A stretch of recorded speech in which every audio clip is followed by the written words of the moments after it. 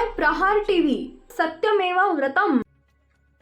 17 जानेवारीची बैठक विलिनीकरणाची तारीख ठरवणे आणि तो निर्णय शरद पवारांना सांगणं यासाठीच होती, असा दावा जयंत पाटलांनी केला आहे।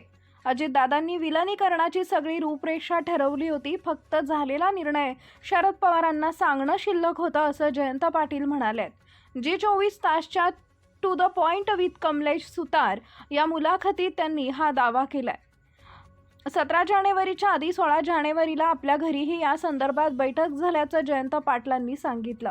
विलिनीकरणाच्या सगळ्या बैठका जयंत पाटलांनी आपल्या घरीच झाल्याचा दावा केलाय। ते म्हणाले की 17 तारखेची जी बैठक होती ती 16 तारखेला माझ्या घरीच झालेली बैठक, त्यावेळी सगळे इथं होते। साहेबांच्या घरी जाऊन फक्त तारीख ठरवायचीच यासाठीच बारामतीला गेलो होतो। मी निर्णय घेतला की माझे 40 आमदार मी म्हणेन तसंच वागतील यात शंका नाही। एकदा अंतिम निर्णय झाल्यावर मी त्यांना बैठकीला बोलावतो आणि घोषणा करतो, दुसऱ्या दिवशी असं करू अशी चर्चा झाली।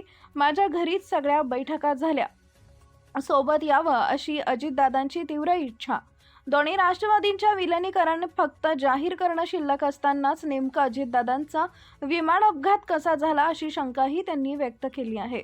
मुलाखतीत त्यांनी त्यांच्या मनातील शंका बोलून दाखवली, तसेच सत्तेत सोबत यावं अशी दादांची तीव्र इच्छा होती असा गौप्यस्फोटही केला।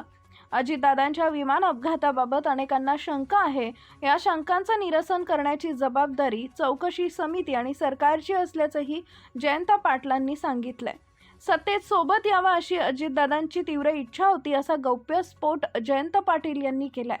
मुलाखतीत जयंत पाटलांनी अप्रत्यक्षरित्या शरद पवार समर्थकांनी सत्तेत जाण्याची मानसिकता तयार केल्याचं सांगितलंय। या संदर्भात बोलताना अजितदादा अनेक वेळा सभागृहातही सत्ताधारी बाकांच्या बाजूला जयंत पाटलांनी यावं असं म्हटल्याचंही जयंत पाटील म्हणाले। विलिनीकरणाच्या माध्यमातून अजित पवारांची ती इच्छाही पूर्ण झाली असती असं जयंत पाटलांनी सांगितलंय। महायुतीत जाण्याबाबत राष्ट्रवादी एसपीचे नेते किती अनुकूल होते हे सांगण्यासाठी जयंत पाटलांचं हे वक्तव्य पुरेसे ठरावं।